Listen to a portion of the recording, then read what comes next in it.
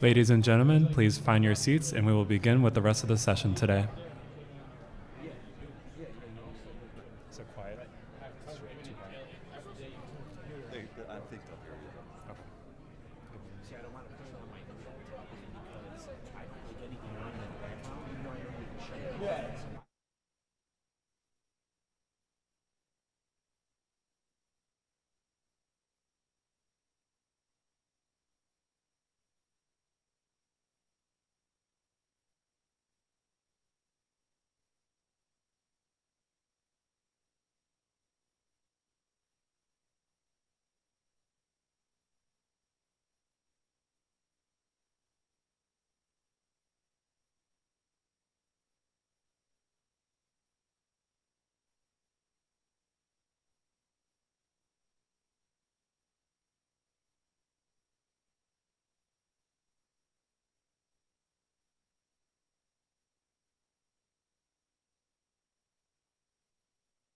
Let's, well, we got to get everybody sitting.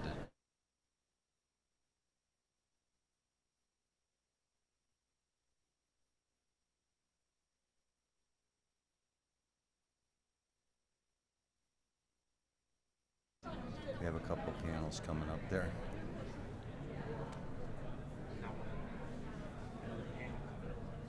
So once they get started, I gotta run out because I know I should have 4 your Yeah, to be able to figure it out. I don't think they want this going out there the whole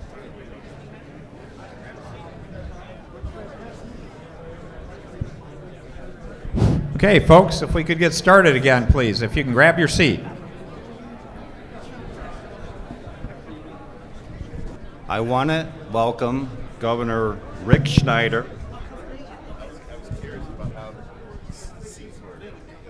Now, if everyone can grab a seat, we'd appreciate it. I know I've not ever been to a Chinese event where everyone didn't want to congregate and talk.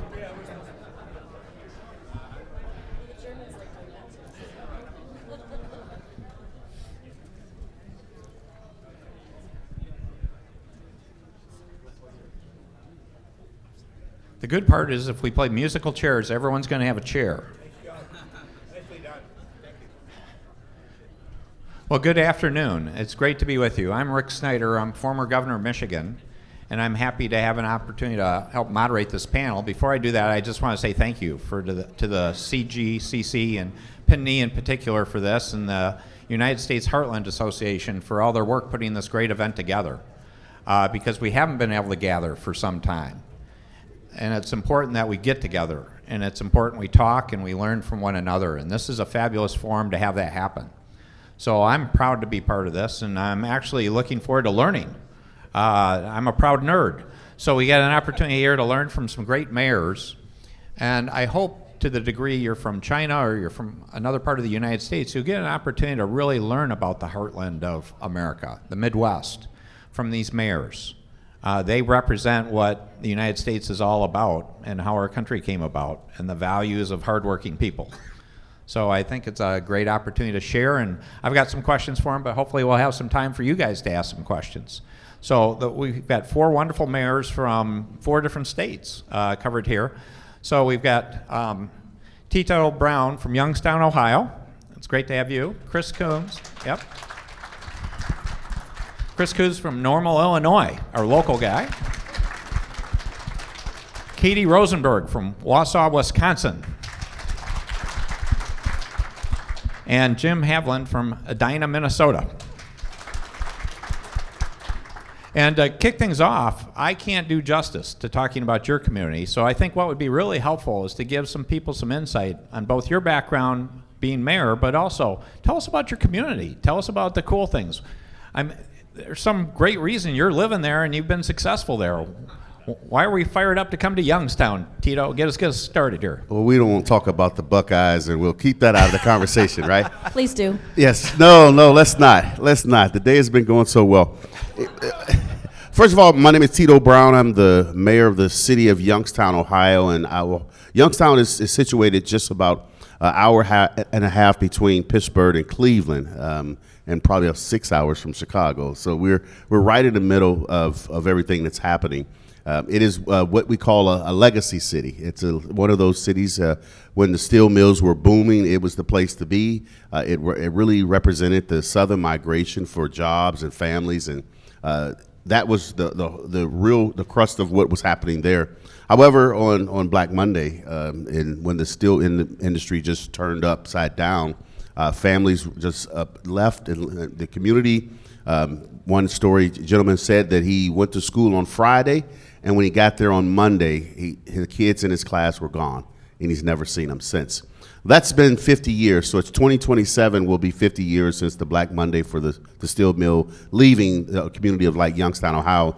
But that is our old story. That's not our new story now, but we're moving in such a different direction, kind of really believing that industries are out there for us. So I'll stop there. That's just a little bit about, I'll talk a little bit about where we are now. That's where we were. We'll talk a little bit about where we are now in the future conversation. Thank you. Chris? Hi. First off, thanks for inviting me. I was quite flattered to be asked to come and talk about a small community in downstate Illinois. Normal, Illinois is a center state. We're twin cities with a city called Bloomington. Our population's about 52,000 people. Bloomington's about 78,000. And when I talk, I will talk about in the sense of partnership that the two communities have about how we're moving forward in the 21st century. I've been mayor for 19 years. That makes me a slow learner. We have a philosophy in Normal and in Bloomington that you don't live in great communities. You work to make great communities. And when you go see someplace and you see a place that's special, it's because a lot of people did a lot of heavy lifting to get it there. And that's kind of been our philosophy. Our community has changed quite a bit. We were primarily insurance-based with the headquarters of State Farm Insurance, a regional company called Country Financial, also insurance and finances, 2 universities. So we were pretty white-collar and a pretty stable community. But things have changed. The insurance business has changed. And so we had to change. And it's kind of interesting because Normal was looked upon as a university community with a regional health care center and no manufacturing. And since I've been mayor and slightly before, most of the manufacturing is now in our community. We have Rivian Automotive that many of you have heard of doing the electric vehicle truck and doing vans for Amazon. They had bought a dead car plant in our community and recreated that. We have a company called Brandt out of Canada. They're the largest manufacturer of agricultural equipment in Canada, and they've located in our community. And Ferraro Chocolate, of all companies from Italy, is making a big presence in our community. And I think a lot of that has to do that they have found a place with a great workforce, with great infrastructure, great opportunity. And we're gonna build on that, and we'll talk more about that as we go through. Great. Katie? Yeah, where are they getting their milk? I have an idea of where they could get it. I'm Katie Rosenberg, I'm the mayor of Wausau, Wisconsin. If you know Wisconsin, we're right in the middle of the state. And maybe for this audience, you probably know a lot about American ginseng. We export and grow the most in the nation. We are very well known. One of my favorite stories is about why that became to be. So 100 years ago maybe, we had 2 brothers. They were 12, 13 years old, and they were reading a comic book. And on the back, they were advertising for silver foxes. You could send in and have silver foxes sent to you. And they thought, this is my business idea. I need these foxes. So they went to their parents and they said, hello, I would like these foxes. And they said, well, you're gonna have to work for this. And they said, well, we don't. How are we gonna work for this? And their parents gave them kind of a wild goose chase and said, figure out how to cultivate this wild ginseng here. And so they went out into the woods and they did. They figured it out. They started cultivating it. It became one of their big things. They also got those foxes, so we had lots of fur trading going on back in the day too. So we're big with agriculture. Ginseng is huge. We have a huge dairy industry. We have cranberries, maple syrup, all kinds of different egg. But we also have lots of manufacturing surrounding us. If you've heard of Greenheck fans, that's right there. And a lot of the fabricators that supply Greenheck also have built up around their factory in Wausau. So we have a lot going on. We just turned 150 years old. Hard to believe we've been around that long. So I'm really excited to talk about some of our opportunities to work together with our partners here.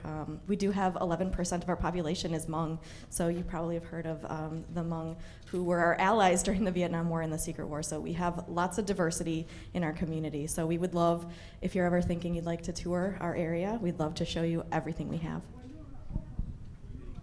Well, good afternoon, everybody. I'm Jim Hovland.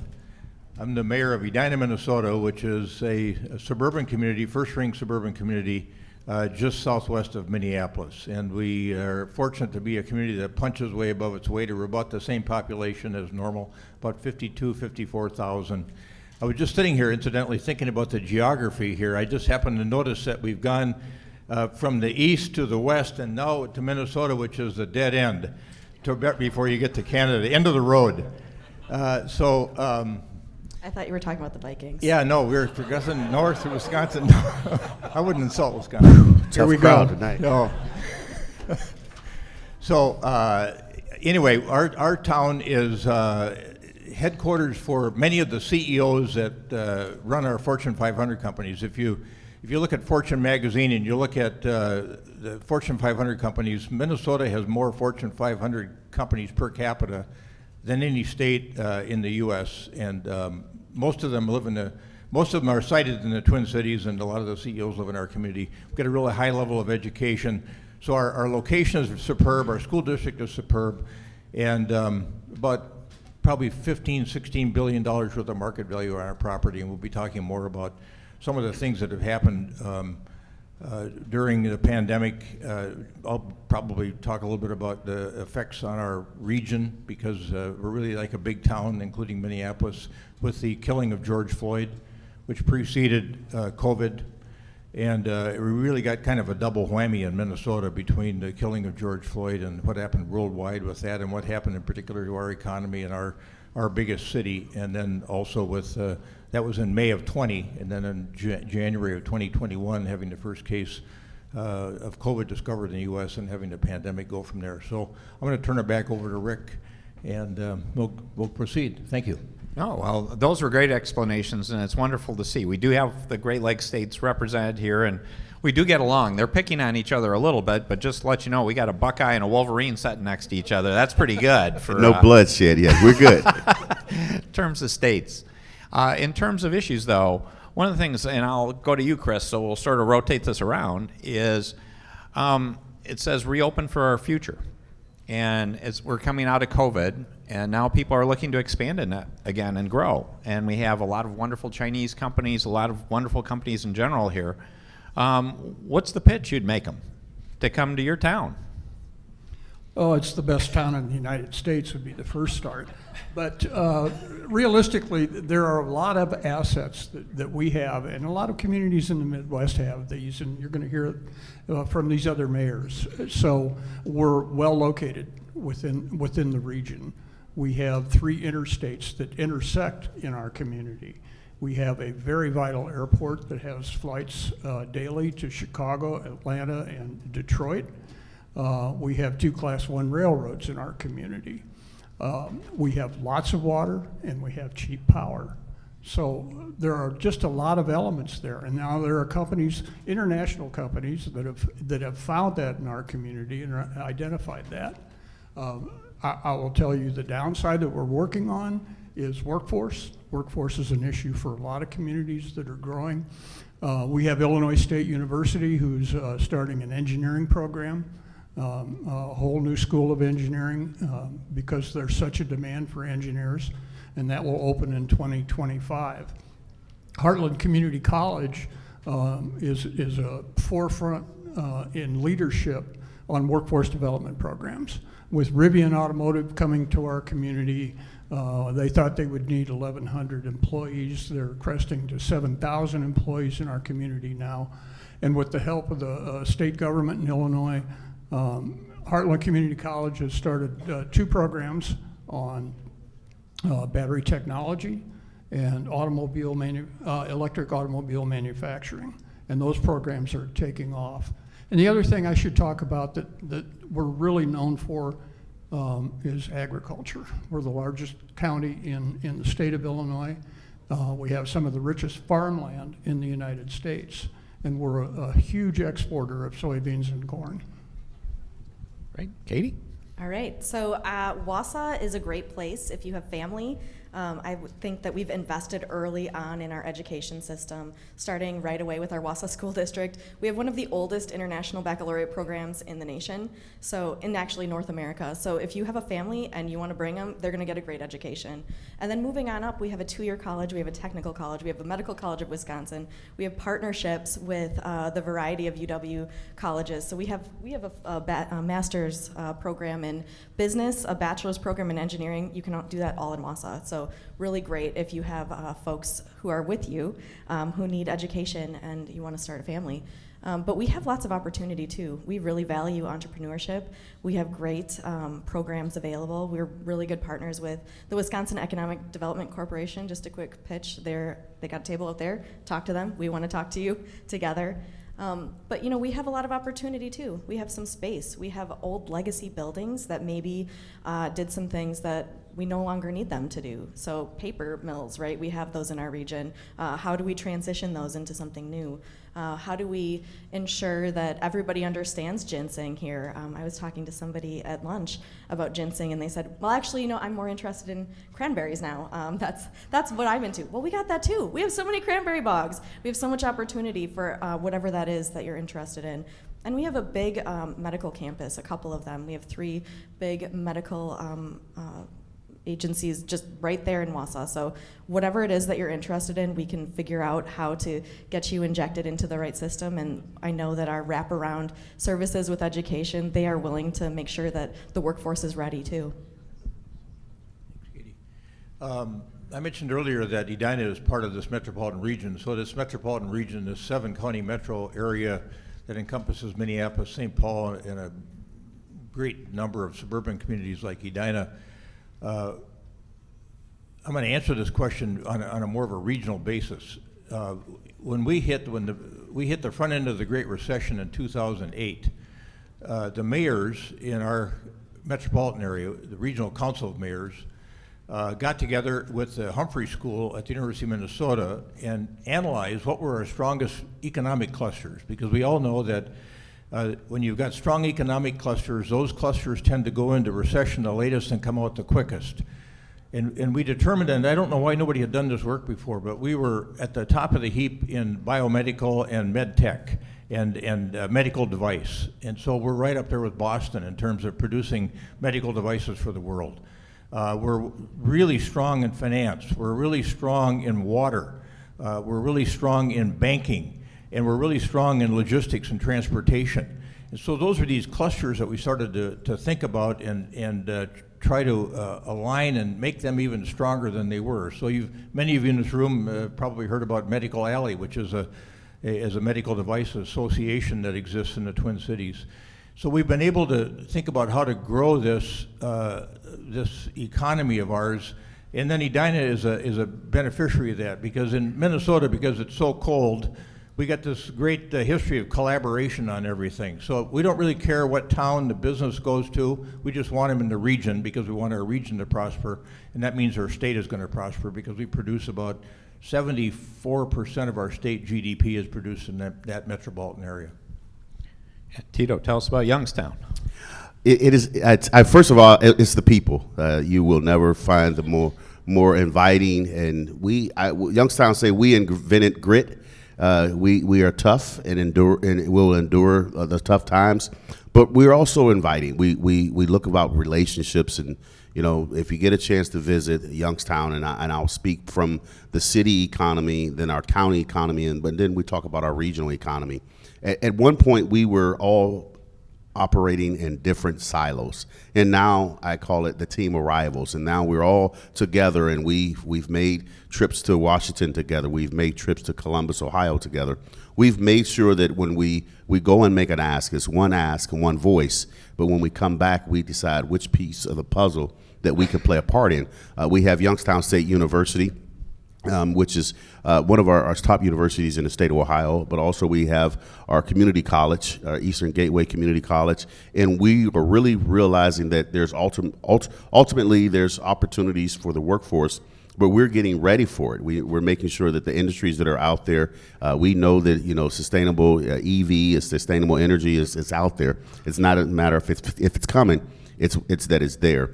We have the old Lordstown plant, we've returned that to now building electric vehicles as well. Multiple models are there, but then we have Altium Cell is the other opportunity that's happening there. And it's amazing that we're just talking about electric batteries, and I was in China and it was like they're your third and fourth generation. But the excitement here in the community is right in the middle. They're ready to go. They like what's going on. But I think if you're looking for a place where you say, the cost of living, the cost of doing business, and the last thing is that we're open for business. We're open for anyone who wants to come and do business in our community that will benefit our community, and we can have a great partnership. Youngstown, Ohio, the Mahoney Valley, or the Voltage Valley is the place to come. Great. Well, I appreciate all those perspectives.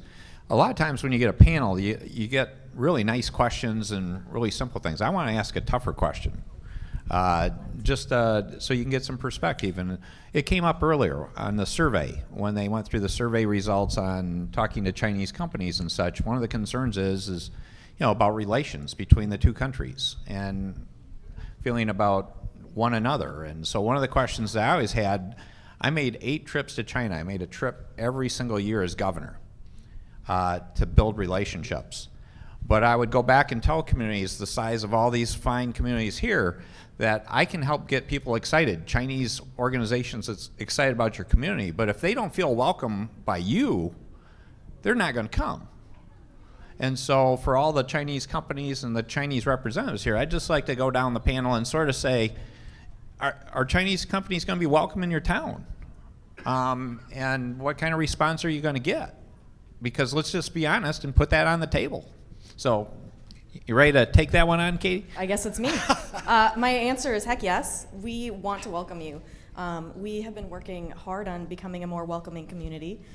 We actually just opened our first refugee office in 20 years because we needed to welcome more people. That's frankly it. We need more people moving. I think the whole Midwest we're seeing we need more people coming in and partnering with us. So yes, we're all working on being more welcoming together. We have opportunities to get together and face your government, mingle with folks.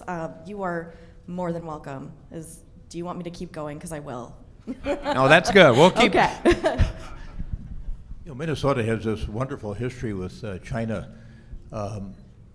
They just celebrated the end of November a 40-year relationship, a sister province sort of relationship with Shanxi province, Shanxi, I think, Shanxi province. At the University of Minnesota, there's been a China Center since 1979. There's an average of about 4,000 Chinese students that come to the University of Minnesota per year. And I think nationwide there's probably about 380,000 Chinese students in the United States doing higher education work. We've only got, when I looked at the data from our trade office, we've only got 16 Chinese companies doing business in Minnesota with all those Fortune 500 companies that we have there. But we have 60 companies that are doing work in China. And so we've got this history together, we've built this foundation together over 40 years, and it's like we're underperforming together. And so when I saw that data from Abby, when she made her presentation, I was really, my heart just kind of sank. I thought, oh boy, one more issue to deal with, and that's what we all deal with as mayors, one challenge after another. Here's another challenge. And geopolitics can affect life. But also, the kinds of things that we're doing in this room can affect geopolitics in a positive way, because a lot of life is built on relationships. It's built on relationships between people. It's built on respect between people. And we can do that, and we should be doing that. And so for those of us in Minnesota, I say, hey, what hasn't happened from this great sort of friendship that's been built over 40 years? Why aren't we making more out of that? And we should be, together, figuring that out together. How about I just say ditto? No. That's Minnesota nice for you. Yes. No, the real short is yes, we're open. I think I mentioned earlier about being inviting, but there's a realization right now that you've got to diversify those who live in your community. You've got to have an open mind, and I truly believe in Youngstown, Ohio. We don't necessarily subscribe to the national narrative or the state narrative or even the county narrative. We subscribe to our own narrative. For me, it's we're focusing on now a regional repopulation of opening our doors and who wants to come to live in the community where we have a great college town. And I didn't even start talking about the food and the fun that we have at Friday nights at the football game. So those are some of the greatest things that we have. But I also like to dig in a little bit about my being personal about it. I'm the 51st mayor of the city of Youngstown, and I'm probably the first mayor that's ever taken a trip over to China and realized to open your mind to other than just your state and your walls. So I Governor, as you said when you got back, there was let me be very honest. There was some hesitation when I said I wanted to go, and I talked to my family and my friends, and I talked to my staff. And when I came back, I couldn't stop talking about my trip, how much of a great of an opportunity I had, the time I had over there. And listen, the food, wow. That's all I can say is wow. So we want to bring that. I want my community to feel that excitement, but also to break down those barriers that have been there for so long, the years have passed. So yes, we're ready to go. Our community is a community that was built on immigration. My family came from Ireland and Germany to escape incredibly awful living conditions and settled in. And on the Irish side, they were not welcome in the community. But today they prosper in our community, the descendants of those people. I'll tell a story about Mitsubishi Motors, who built the car plant in our community. And it was a very competitive scenario when we were competing with Indiana and Ohio for the location. And there were a lot of dollars on the table at that time. And Mitsubishi ended up choosing Normal as their location. And everybody said it's because Illinois had the best incentive package. Well, I got to be very good friends with Waco, who was part of the decision making and came to Bloomington Normal with his wife, who had come from Tokyo, and they had great trepidation about coming to our community. But Waco, years after, told me that the reason they chose Normal is because it was welcoming and safe. And they were bringing a lot of Japanese people into central Illinois, and they were very concerned about that. They felt so safe in that community that Waco and Masako had lived in Tokyo, New York, Los Angeles, and Normal, Illinois. Waco passed away a few years ago in Normal, Illinois. Masako is still there, and they said this is the community they love. And that's the kind of community we are. We have passed a welcoming ordinance in our community that very strongly says, if you want to be in our community and prosper, you're welcome. We welcome you, and we will help you and embrace you when you come. Well, thank you, and thank you for sharing that, because again, that's just something we need to talk about, these issues, because there are some national differences, but you can see their hearts are in this in terms of really want to build relationships with people in this audience. Another question I'd ask is sort of along those lines, but somewhat easier, I think, is in terms of success stories where someone has come from out of town. You've talked about some of the big companies, but this isn't just about having that premier deal, but many of the companies here have suppliers, supply chain companies that may bring 20 jobs, 50 jobs, 100 jobs into your community. That's a big deal. Where if you show up in a major metro area and they say, we're going to bring 50 jobs to Chicago, yeah, so part of this is talk about, what are the things that really stand out. And one of the things I'll give you a plug to all of you is one of the things I found that attracting businesses, not just from foreign places, but from places in the U.S., is there's something about the Midwest and the Heartland and the work ethic of the people that I could get jobs to come from the East Coast and the West Coast because when they had a job, they would just change to the next job that came along that paid them a little bit more rather than sticking with the company because they had a relationship. So tell me a success story or so.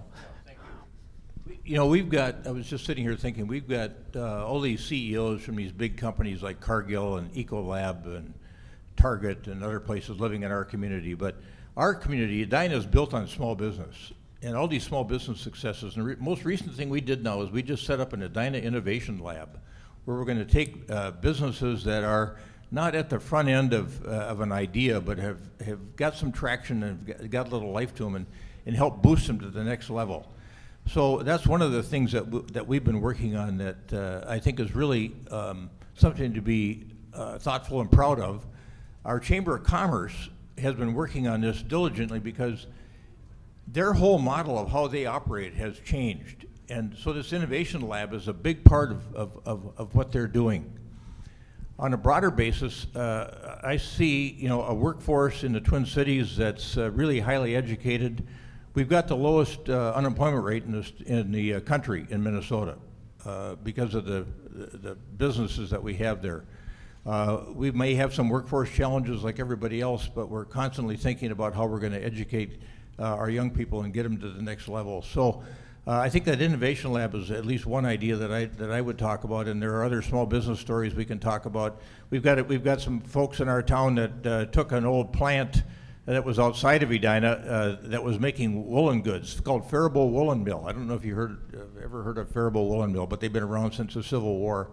And it had closed up, and they reopened it during the Great Recession, and the people that live in our town have just enjoyed tremendous success from this with all of the retail operations that they've opened up and other things that they've been doing. So that's just one thing on the retail side. So thanks for that.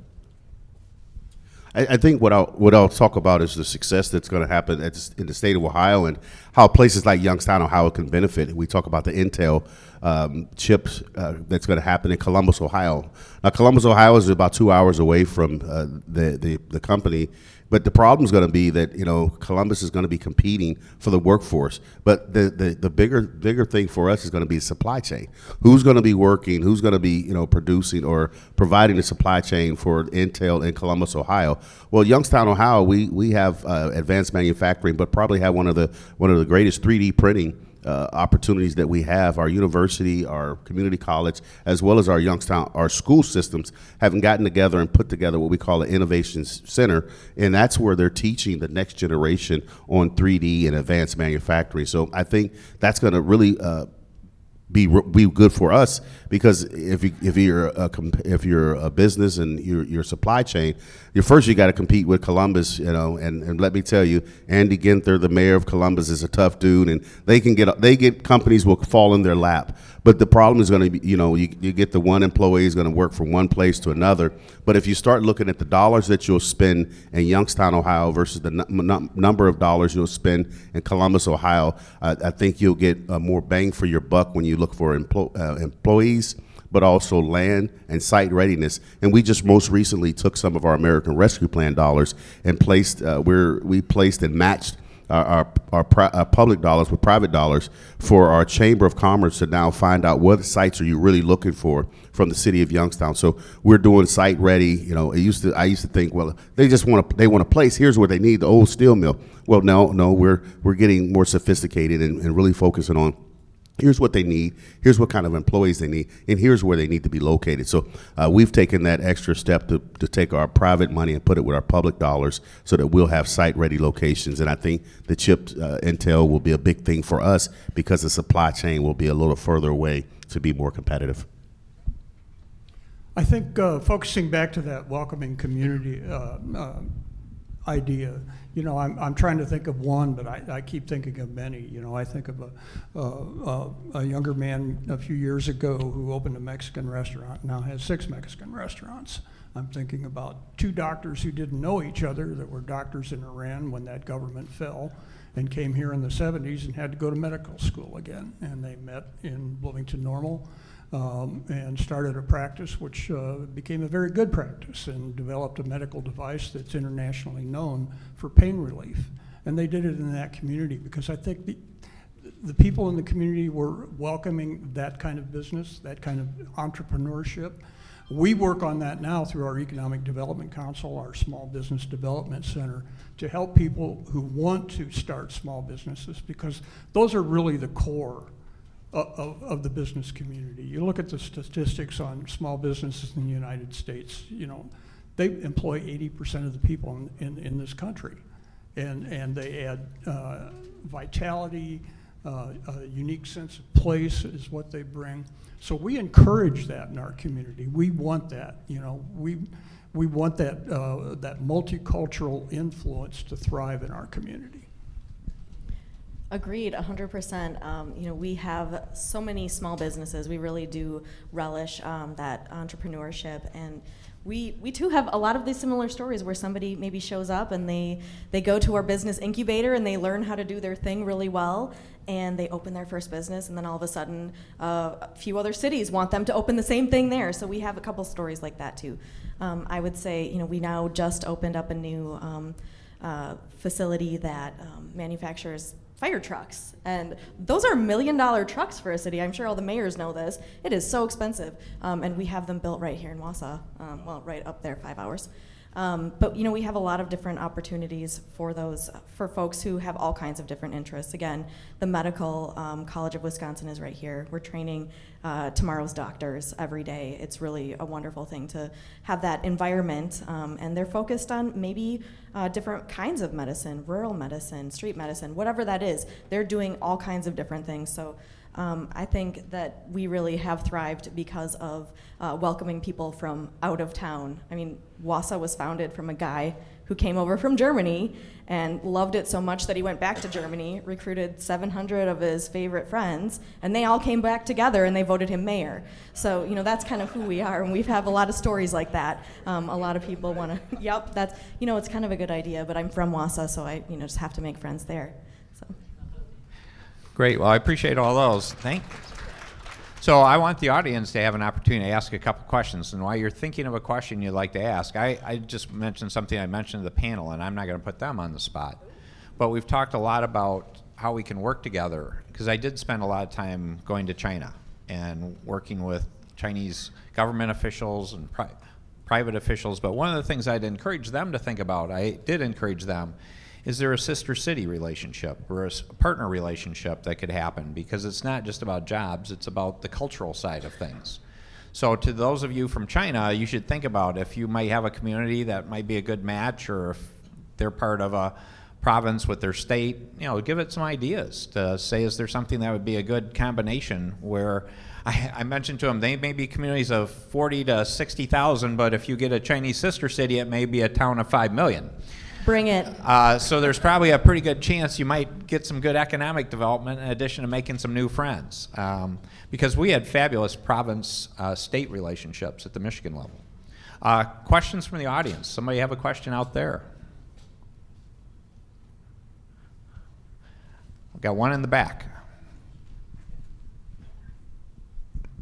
Yeah, as part of developing an FDI strategy, about how much do you spend at the city or at the economic development level thinking about your FDI strategy, and about what percentage of the budget are you going to spend in pursuing a strategy? And let me just interpret for those of you that don't know FDI, it's foreign direct investment. So we've got somebody that's obviously a professional in the field, but do you have some resources that are looking to get foreign direct investment?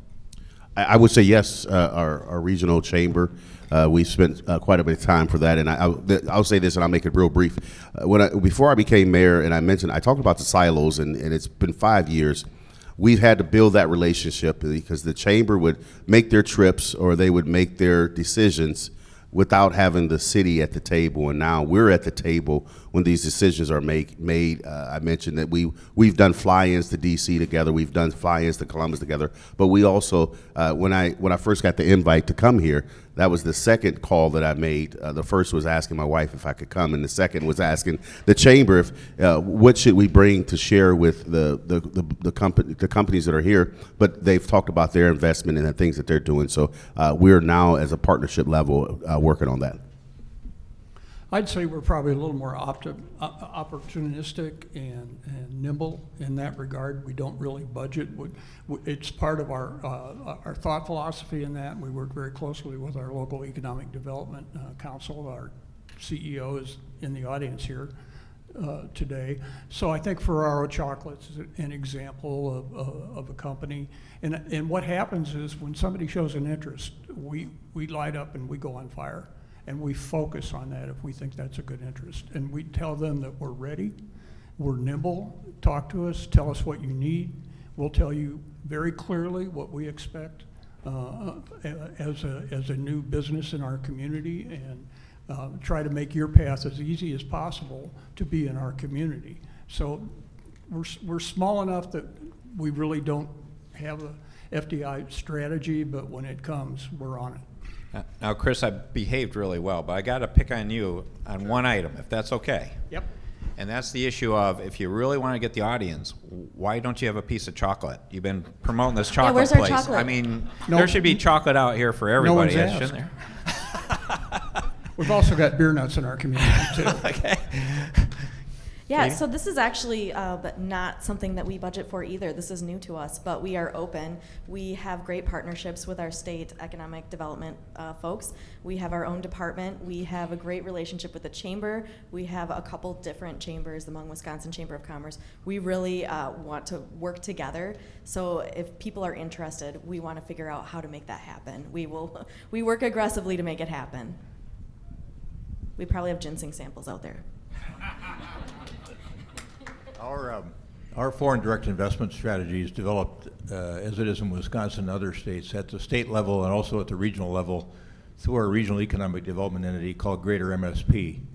But I will tell you, as I sit here and thought about that question, I'm thinking all four of us are engaged in foreign direct investment. Okay. We took our time to come here to tell you that we want to develop relationships with you and your companies and help people prosper, both in China and here. And to me, that is a direct form of investment that we're making here. We're here to tell you that we are prepared to do the things that are necessary to build those relationships that will last many generations. You know, your country has been in existence for centuries and centuries. Ours, not so long, really, relative to China. And when you think about this exponential rate of growth, this exponential curve that we're on, where really this is probably the slowest rate of change any of us are ever going to see, the way things are going. And so what that does to me, it shrinks things. It shrinks the world. It shrinks the planet we live on, so that countries become like neighborhoods.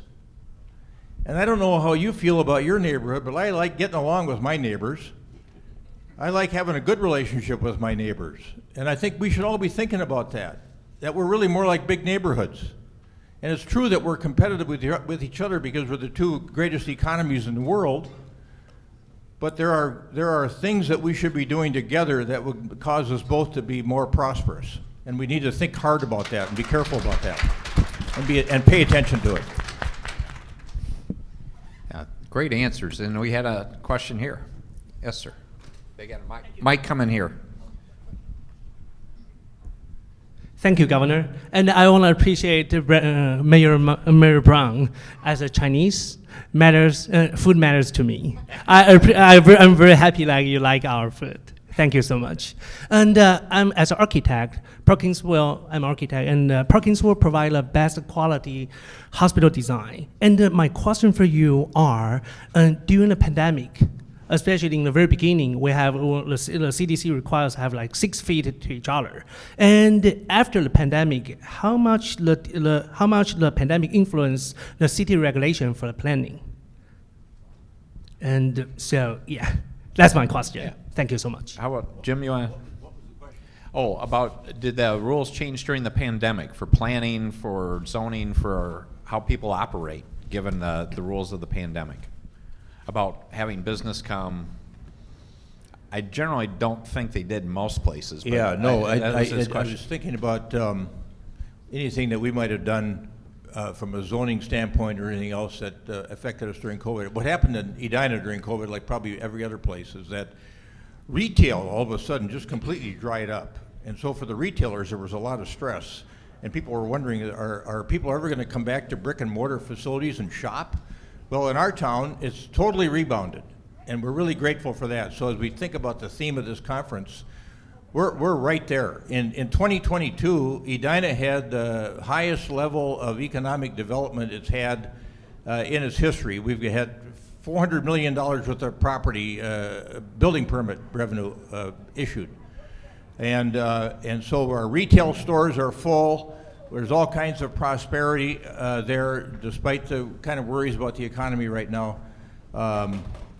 But we didn't change anything but try to support our businesses and our people with CARES Act money. With we spent less of that on government than we did on people, and we spent quite a bit of it in conjunction with our school district on making sure that our education system was as stable as possible. And then with the ARPA money that came through, we did the same thing.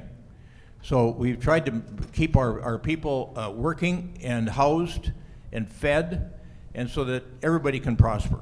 And that's, I think, been a strategy that's worked pretty well, and we're seeing it manifest itself now with the way we've rebounded.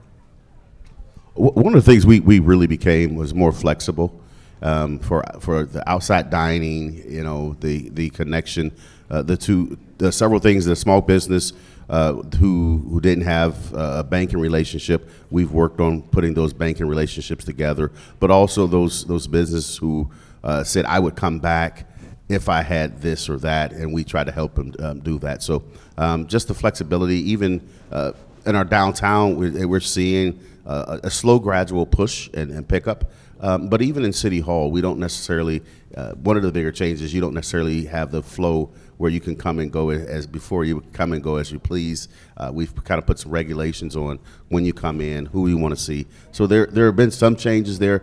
But as it relates to zoning, when we have business owners who are asking for more space, for variance, we typically are like, okay, I can understand why now you need a variance. Before pandemic, we were like, no, you can't get one. Now we're like, all right, I see why you need one. So yeah, if that was something help you with your question. Thank you so much. Yes, Ross. Thank you so much.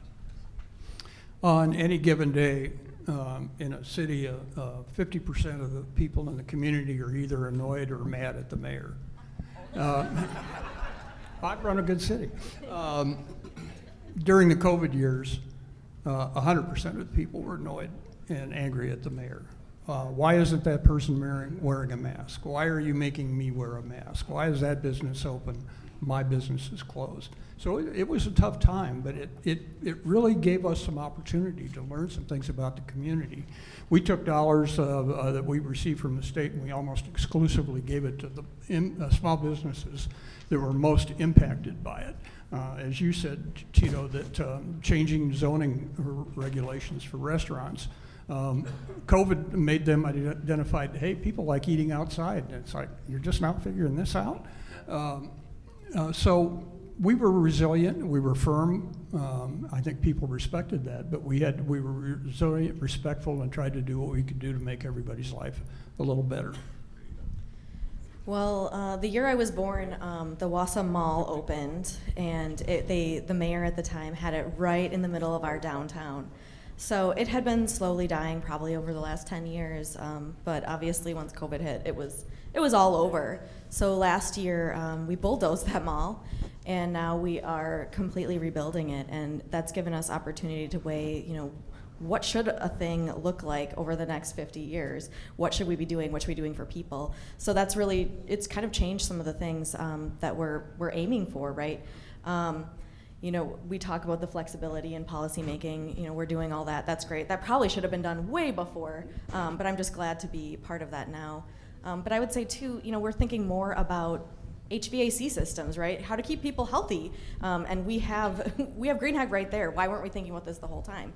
But we're thinking a lot more about some of those things to make sure our buildings are safe for people from whatever comes next. I'm hoping we don't have to deal with this, but you never know, do you? Yeah, well, we're about out of time, so I'd just give you a closing comment. We have another mayor. Mayors aren't allowed to ask questions, I heard. So I assume that means we can go into overtime. Absolutely. First of all, I want to thank all the mayors for being here, and I also want to thank CGCC for inviting mayors in general. We all know that we are what the state offers as home for not just businesses, but for the residents that live in our areas. And I know that in Indiana, we've begun to change the definition of economic development. It's no longer going out and trying to find the biggest business to come to happen to be in Elkhart, which is where I'm from. But it's really creating quality of place, quality of life, relationships. And I heard Mayor Hovland talk a little bit about that, and it'd be nice to hear a little bit about how in each of your communities, how you are building those initiatives to develop quality of place. I call it stickiness in Elkhart. How do we create opportunities for people to come and live, but not just live, but stay, grow, and enjoy themselves in Elkhart. So when businesses come, they literally know that this is a community that not only do they love, but they realize that we're creating a place in and of itself that keeps them there. And I think it's very important for investors to understand that quality of place, those social cultural issues as it relates to our communities are that important to you. Well, thank you, Mayor, and that's the mayor of Elkhart, Indiana.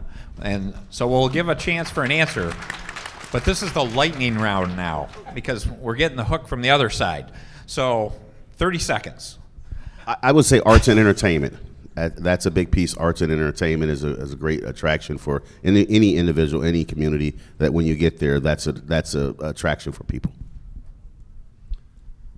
Developing that sense of place, the uniqueness, arts, entertainment, food. I'm throwing you a bone with some meat on it. We developed a place that's very unique, and we hear this all the time. And Mayor, you just created another session, so I'm going to stop there.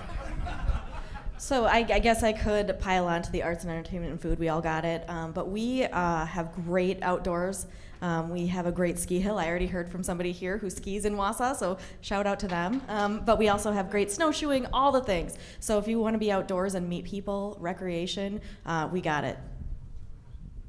I think everybody wants to feel like they belong somewhere, that they have a sense, as Chris said, a sense of place, a place that they belong. And so that's what I think every town is trying to do, is create that sense of place and have a town that people love living in and interacting in with their neighbors and people around their community. And it's one of the most important jobs for a mayor. And so thanks for raising that question. I think it's really critically important. And a place they're proud of. And thanks for great questions, some great answers. Just to sort of wrap things up, though, one thing I would share with the panel and all of you is one of the special things that comes about it. This isn't just about attracting jobs or economic things. This is about building relationships.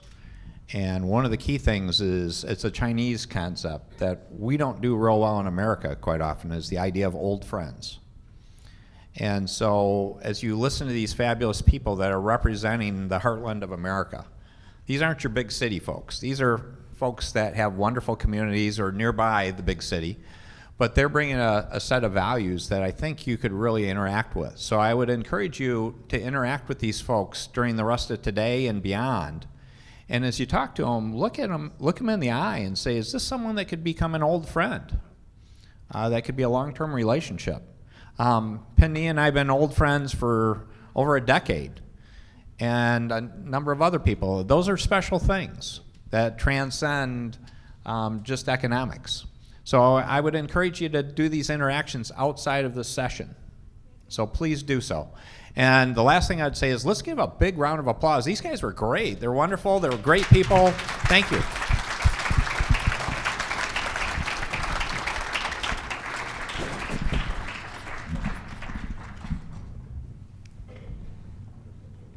Thank you, Rick, and all the mayors. That was great. Appreciate it.